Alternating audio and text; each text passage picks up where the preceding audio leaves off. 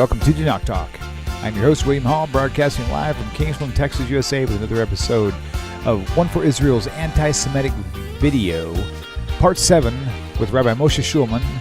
Just in case you missed the first 6 parts, just telling you exactly how wrong this thing actually is. So if you know One for Israel, you're going to want to tune into this and the previous 6 lessons. So, Rabbi, welcome back. It's good to see you, as usual. Oh, it's good to see you, too. Yes, sir. I can't see you, of course, but it's good to see you if I can. Yep. Okay, so we're going to continue. Okay. Just real quickly, just a quick, really super on 1 foot recap, just in case people are tuning in for the first time. I've been noticing some new viewers, and they may not know the whole scoop of things. Okay, basically there was a video that came out in Israel. It's actually in Hebrew, but it has English subtitles, which are not really exactly good, but they're close, I guess.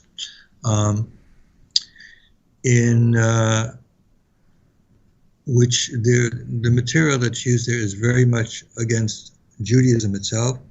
And as we're going to see today, we're going to go over the borderline. Some of the stuff beforehand was like borderline anti-Semitism, although they made some accusations which were pretty bad, pretty much close to the blood libels that used to be in Middle Ages. So we're just basically going to continue on that. If you want to find out what it's about, just listen to the early ones. It's very hard to summarize because right. Trying to pack everything into this as much as I can.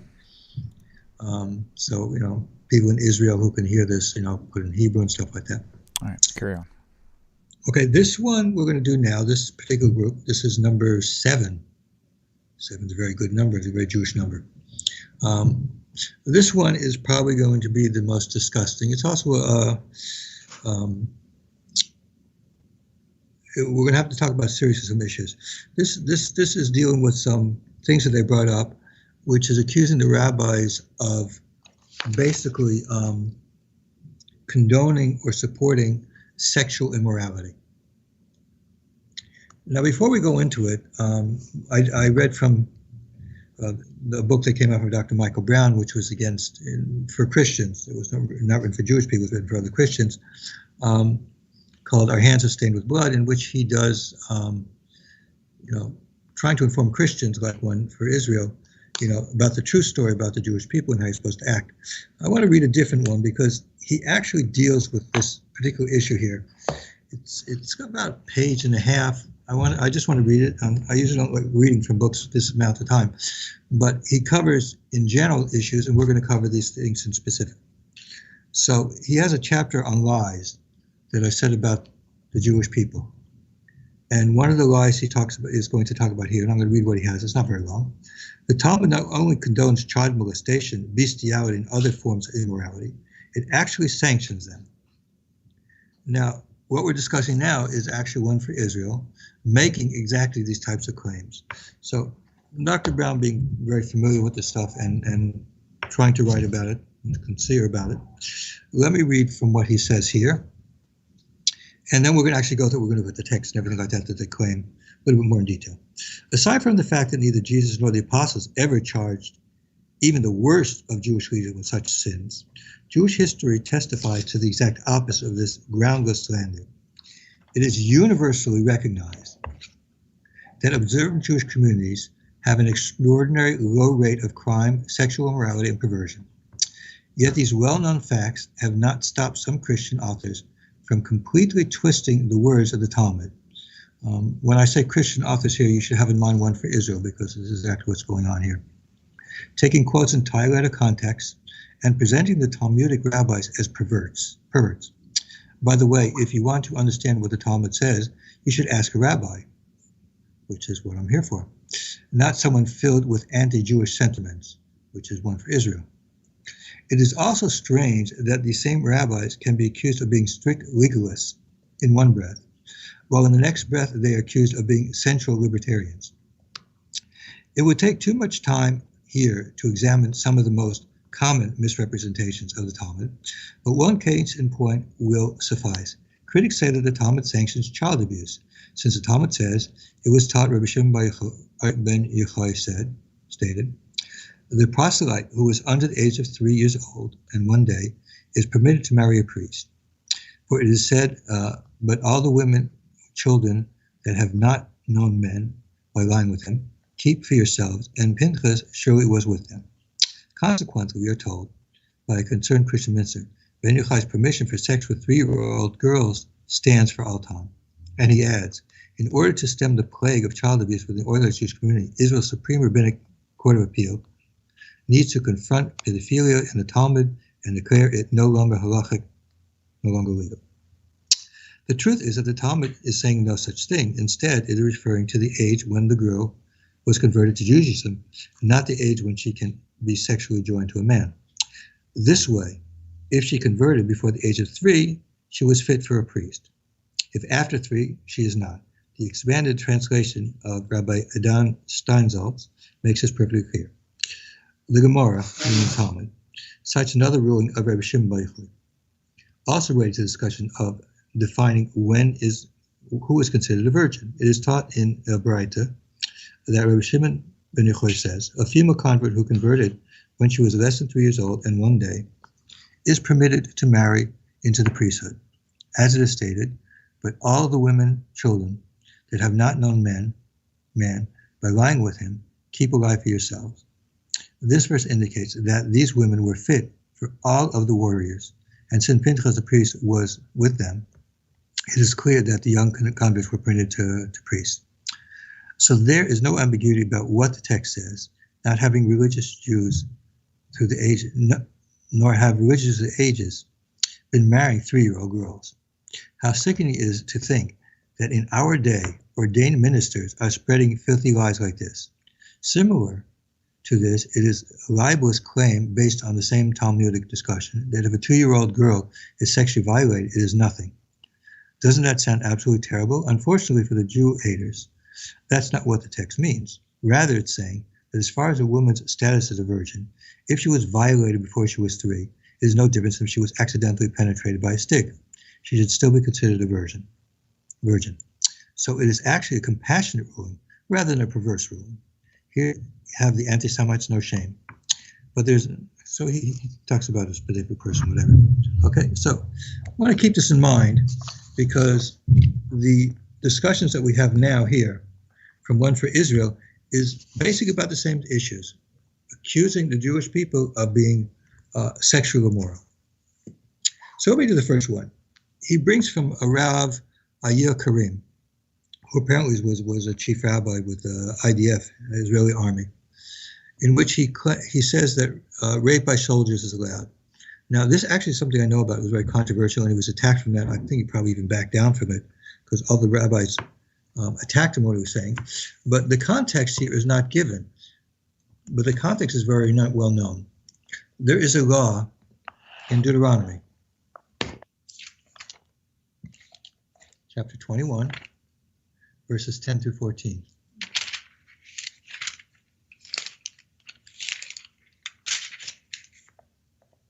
Okay, now let me give the little background what's going on.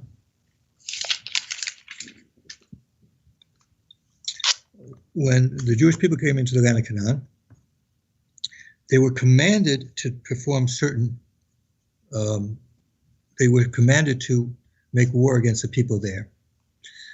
In the language of the Talmud, it's called Mechemes Mitzvah, a war that is a commanded war, to differentiate it from a war that's not commanded. Meaning Hashem says specifically, this is the kind of war you should have just for these specific people. But another kind of war does not go under that. So it says there, and I'll summarize, that it says that if you go to a war against your enemy, talking about a specific type of war, that if you see a woman in captivity, you can take her for your wife. Now, it says there that the reason Rashi says it there is because soldiers in the wartime, sometimes their inclinations could cause them to do things. So rather than going around raping women, you could take a woman to be your wife. You take her to your house, the whole thing, you take her to your house, and she has to stay there for a certain amount of time, and if he still desires after a certain amount of time, then he's allowed to marry her. That's what it says there. What he was saying in context was that it was his view, one which was rejected by all the other rabbis there. I mean, maybe some that agreed with him, but was totally rejected, is that a war that was involved with the Palestinians, or with Lebanon, I think was what's going on at that time, is considered the same kind of a commanded war as the war that was commanded when they went into Canaan to take over the land of Israel the first time. That's been rejected, and he was very soundly, and specifically the Orthodox, ultra-Orthodox, of course, soundly rejected that type of thing. So not only is the context wrong, but it's something that this particular rabbi is, and I think he backed down. I mean, there's no knowledge that I know of that anybody holds that they should keep that way. Now, the next one is another scurrilous one. This is even worse, actually, in many ways, because it's an absolute lie. Now, this is from Rav Yosef Mizrahi. Before I even talk about Yosef Mizrahi, I mentioned him before in an early lecture that he not only has no standing, but he's somewhat unique in the fact that because of the things that he said that are so far out and contrary to Jewish law in the Talmud and other places, there actually was a letter written and signed by a number of great rabbis all across the spectrum of orthodoxy, attacking him and not that we shouldn't listen to him. It says here, I'll just read part of it. Early this year, Rabbi Yosef Mizrahi apologized for one particularly offensive statement he made on several occasions, which was a statement he made about the Holocaust. But it says also he has repeatedly arrogated to know why unfortunate things happen to various people. And other things that he does, he presents Torah in a wrong way that's not correct. Now, the interesting thing of who signed this is we have people from all over the Orthodox spectrum. And so, for example, we have two Rebbes here, the Boston Rebbe from Jerusalem, who I know, and the Rebbe from Milwaukee, Rebbe. We have a number of heads of yeshivas here, and we also have a number of people. So, for example, somebody from one of the rabbis from Agudas Yisrael in America is on there. And there's a rabbi from a Torah Center, and there's from the Chicago Rabbinic Council. There's people from all over the spectrum of orthodoxy who write against this person that what he says is totally off the wall. We shouldn't listen to what it presents as incorrect. So I'm so into prefaces because not specifically this one, but we'll see later on that they will quote from this Rabbi Mizrahi, Yosef Mizrahi, things that are just totally off the wall and are totally rejected. And you should know that when I say that this is a person that shouldn't be listened to, that there's valid reasons not to. Okay, so what they claim from here is that this rabbi says that raping somebody is actually a mitzvah, a commandment in the Torah to rape someone. Now, what's the situation? The question that Rabbi Mizrahi is bringing is like this. There is a commandment in the Torah that a man should marry and have children. And he's supposed to have a certain amount of children in order to fulfill the command of being fruitful and multiply. So the question is asked, what about a case where a man rapes a woman and she becomes pregnant and has a child? That's a sin. That's forbidden. But people do such things, and it does happen. We know, of course, in real life that happens too. Women are unfortunately raped, and many of them have become pregnant from that. So the question is, since he's supposed to have children, is that child considered part of it or not? It's not whether rape is allowed or not.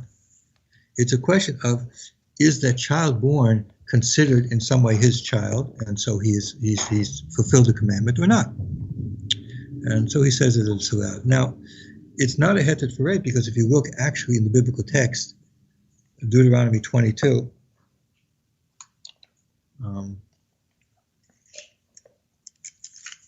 28 and 29, let me take a look at that.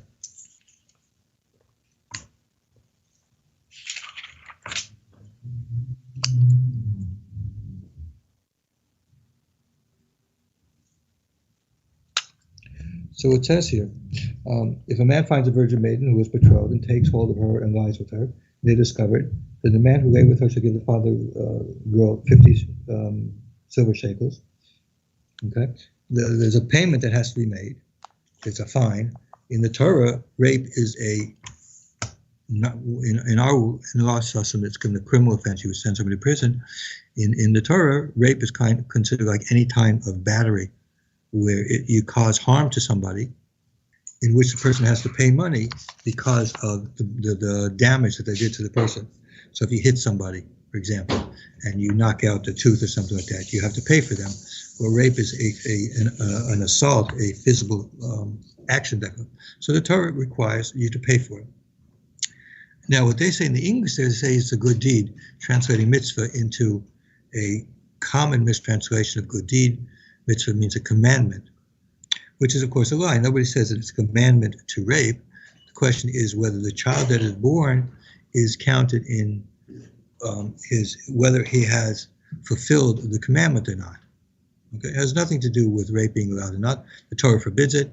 It's a what we would call a civil crime, like, you hit somebody with your car or something like that and cause damages, you have to pay for damages. So the same thing would be with rape. There are civil damages, civil payment that has to be because of the harm and what you did. And the damages, such things are could be pretty heavy. Easy way of doing it is how much money a person will be willing to take in order for that to happen to them. So it's based on how very damaging the thing is. Now, the next one he brings is a claim that the Rambam is saying that you can have sex with minors based on the Mishnah in Nida, chapter 5:4, and says there that the Rambam in his commentary says that it's less despicable if the girl is under 3. But that's a totally false and lie. As we mentioned, Dr. Brown mentioned there, and that's the case of what it is. That's totally not what's going on there. What's going on there is, of course, the question of whether that's considered intercourse in which it goes under actual relations, in which it goes under some of the laws of that, or it's just considered any kind of an assault, as if you beat somebody, something like that, in which it's just straight a civil situation. We're going to come to a second where that has a significant difference to it. Now, this is, of course, dealing again with things that are of a biblical nature and have a significant, legal issue to do with it.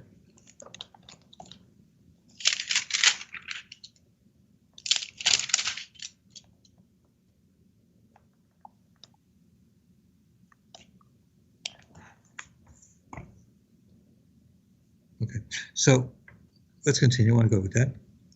Now, as I mentioned, Dr. Brown wrote a book. He's also in the process of writing another book, which he sent me the chapter dealing specifically with Talmudic things. So he actually discusses this one there.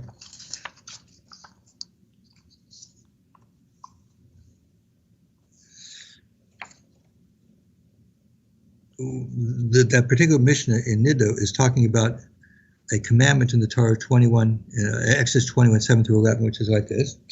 A person is able to betroth his daughter to somebody else.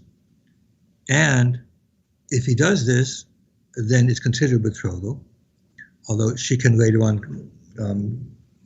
decide that she doesn't want to do it, which involves, so the question is, how old does she have to be in order that she can do it? And it has to be over 3. Now, here, Dr. Brown mentions it, and he explains what's going on here. It says, the Mishnah teaches a man can betroth his daughter to a man when she is a young woman. The Gemara infers, when she is a young woman, yes, he can betroth her, but when she is a minor, no, he cannot betroth her. This statement supports the opinion of Rav, as Rabbi Huda says, that Rav says, and some say it was said by Rabbi Elazar, it is prohibited for the person to betroth his daughter to a man when she is a minor, until such time that she grows up and says, I want to marry so-and-so. If a father betroths his daughter when she is a minor and incapable of forming an opinion of the husband, she may later find herself married to someone she doesn't like. There's a discussion there. So the issue that in that mission is talking about that, the age in which is the youngest age, and she, of course, still has the view that she can say that she doesn't want it or not. To say that the Torah, that the rabbis say that sex with minors is allowed is an absolute distortion of that. And anybody who is sincere and wishes to know what the truth is can see that that's not the case. Now, he goes after that. He goes after that and says, well, the reason for this, of course, we see that how truthful this is a Rav Avram Stav, and he's supposed to have said that sex with a girl under 3 is not considered intercourse. As we discussed before, he does leave out the context of it, and as Dr. Brown has pointed out, the question here is not as to whether she's still considered a virgin or not, and under a certain age, it's not considered a virgin. Now, it had the Anastasia, the person talking about, talks about the physical part of the woman's body there, but that's actually not the case. It doesn't make a difference or not. If a woman is a virgin, whether or not her hymen has been broken or not, it has to do as to whether she's had physical relations that are considered physical intimate relations. And a girl under 3, they are not considered, as Dr. Brown says, is actually a very enlightened thing, that if somebody would, God forbid, do such a thing like that, then she would not be penalized, she should still be considered a virgin under that. And that's what Rabbi Avram Stav was talking about. There's no permission for that. Dr. Brown says that, and we know that this is the case. Next is a passage from the Rambam where he deals with the chapter there is called the laws of Isur Bia, those prohibited intimate relations that there are. Now, here what they're trying to say is the Rambam says that there's no punishment for raping a girl who is under 3.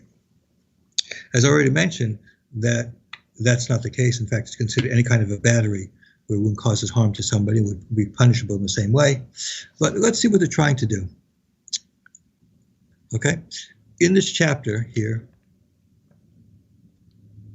chapter 1, the same in chapter 1, the law number 13 is trying to say it, but they don't give a detail of what's actually going in chapter 1. Chapter 1 is starting off talking about those relations where there's actual intimate relations having occurred in which they are prohibited.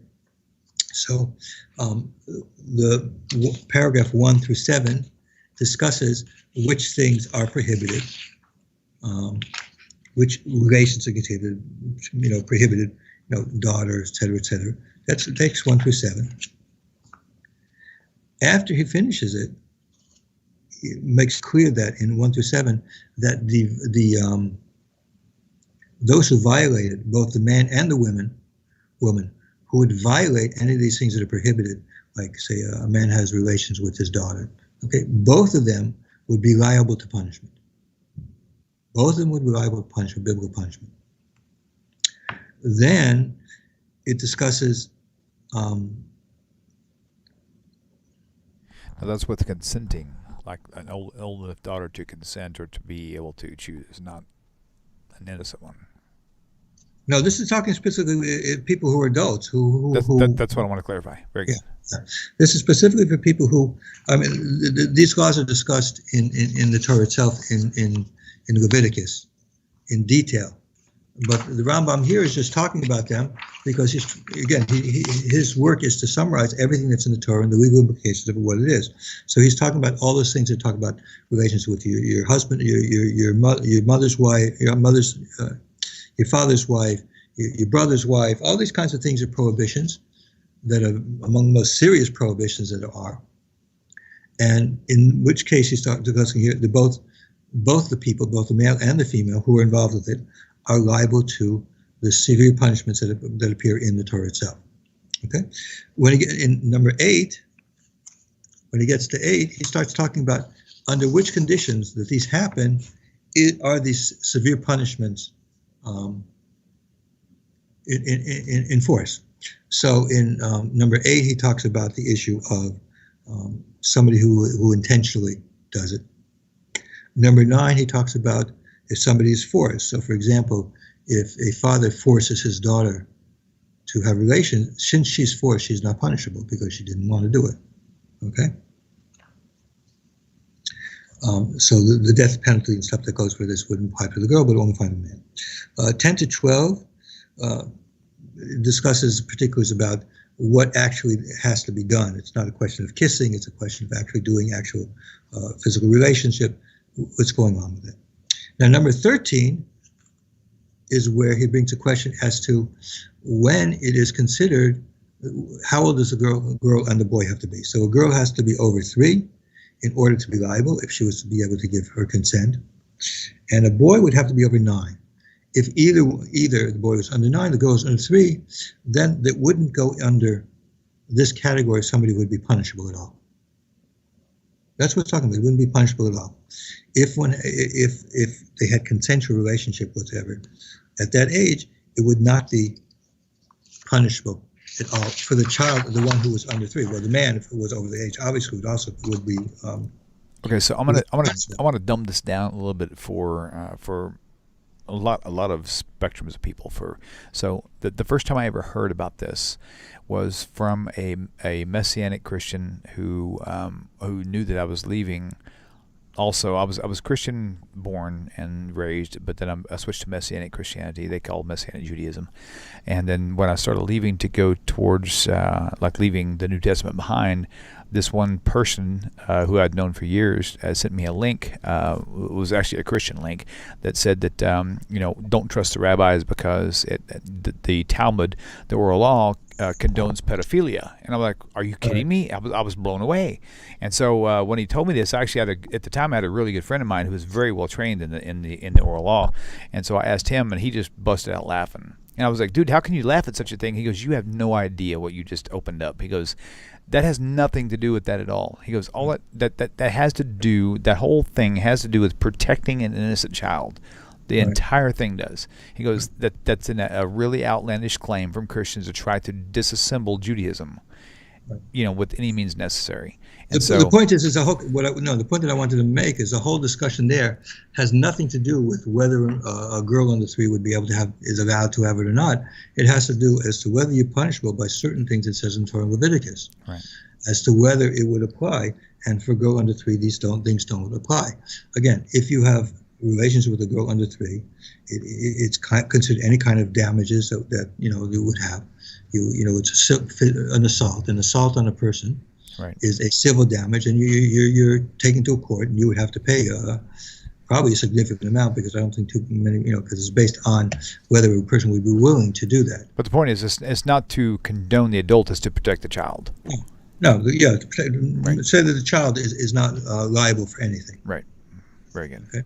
To show that the liability is not there. It's actually the adult who is always liable in such cases, and the one who's a minor is liable. And they use the age of 3. That's just that's a chosen age of 3. We have to also remember that we now marry very late. People don't marry late into the 20s, but there was a time when the norm for marriage was actually your early teens, because people were, first of all, they lived less. But second of all, their lives are much more mature. You'd be working by the time you're 5. In the agricultural societies, you're working by the time you're 5. So you're things are totally different because of that. And so people mature. When you have to work and you have to do things when you're younger, you mature much faster. We mature much older. In fact, I don't think if you haven't reached 30 yet, you haven't really matured yet. But that's a different story. Okay, so what she ends up saying after this is that after this discussions here, which are there, he says that the rabbis shows that the rabbis discuss a lot of foolish things. Well, the problem is that it's not really foolish at all, because it deals with the laws that are spoken in 2 places in the Torah. One is Leviticus 18:6-20, and the other place is Leviticus 20:7-21, which is talking about the sexual violations of relations that are not allowed to be allowed. And as anything in the Torah, you have to know, when does it apply? When does it apply? If a woman's raped, if somebody rapes his sister, does that mean that both of them are supposed to be punished or not? Okay, how do we know what it is? Well, we know because the rabbis talk about it and say you have to discuss. They discuss these issues because there are things in the Torah, and whether she wants to realize it or not. These are, the Torah talks about it, so the Torah talks about it, and we have to talk about it also. And the truth of the matter is they seem to be saying, if you're saying it's not appropriate for the rabbis to talk about it or to learn about it, then you're basically saying that it's not appropriate for the rabbis to learn the Torah, to learn the Bible, what it says. Why is Leviticus there if we're not supposed to learn from it? Okay, I think we can take a short break. Right now, this is the end of what I wanted to do. Okay, very good. Very good. Next one, we will go into more disgusting things that they say. All right, let's do this. We're going to move on. Carrying on to part 8 here momentarily. So you guys want to tune in, fine. And we'll talk to you soon. Rabbi, thank you.